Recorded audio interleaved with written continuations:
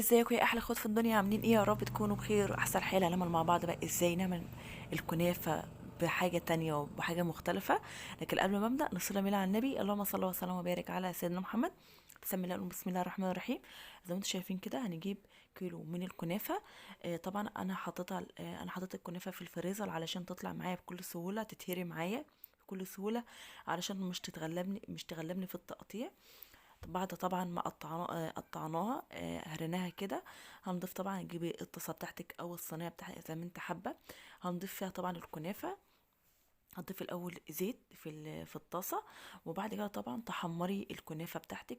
بس لو هتاخد منك زيت او سمنه كتير تضيفيها في الفرن، تحطها في الفرن تتحمر معاك. احنا عاوزينها تاخد اللون الذهبي، اللون الحلو ده زي ما انتم شايفين كده. لون ذهبي، لون جميل قوي. طبعا انت عارفين طبعا الشربات السكر.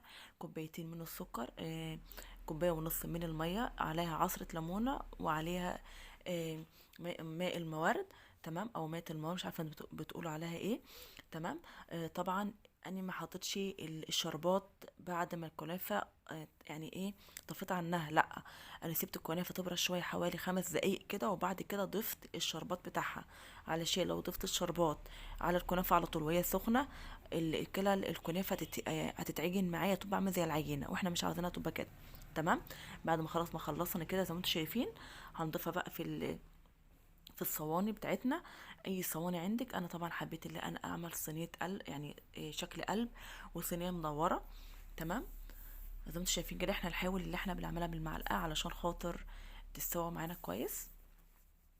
وبعد كده طبعا هنجيب بقى الحلويات المهلبيه. يعني هنجيب الاول، معلش سوري معلش، هنجيب الاول المانجا زي ما انتم شايفين كده. طبعا لان ديت مانجا كانت عندي في الفريزر مستبحه، يعني عادي، يعني ما فيش اي مشكله، مش هنصعبها. ماشي، بس القشره كده القشره بتشال معانا بكل سهوله. احنا بس عاوزين الحقيقه المانجا ديت. احنا طبعا هنعملها داير ما يدور زي ما انتم شايفين.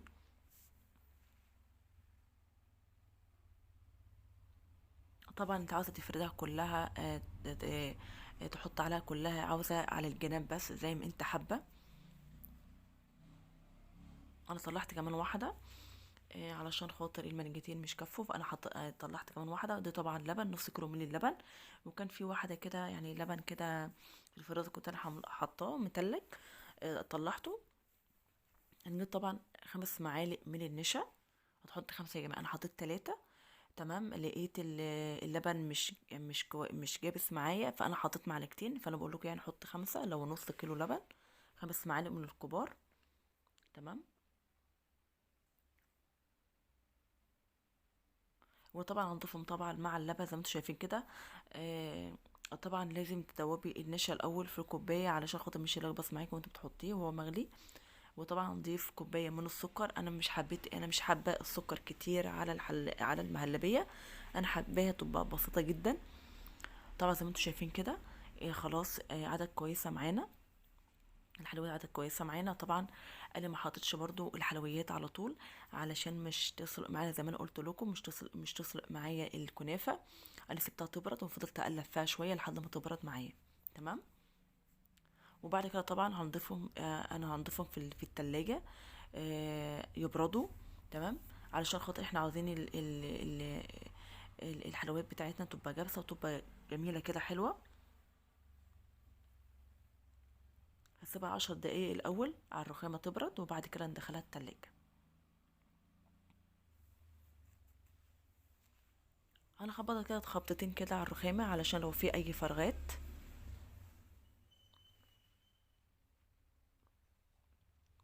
هندخلها بقى التلاجة. بعد بقى مطلعناها بعد نص ساعة زي ما انتوا شايفين كده. هنجيب كده طبق بتاع فنجان، يعني اي طبق عندك انت حباه. انا حبيت اللي انا بطبق فنجان. طبق كده صغير كده وشكله حلو قوي، يعني شكل التزيينة روعة. تمام. دي طبعا تزيينة، دي طبعا انتوا عارفين طبعا التزيينة ديت، الحلويات دي اللي انا بعملها ديت.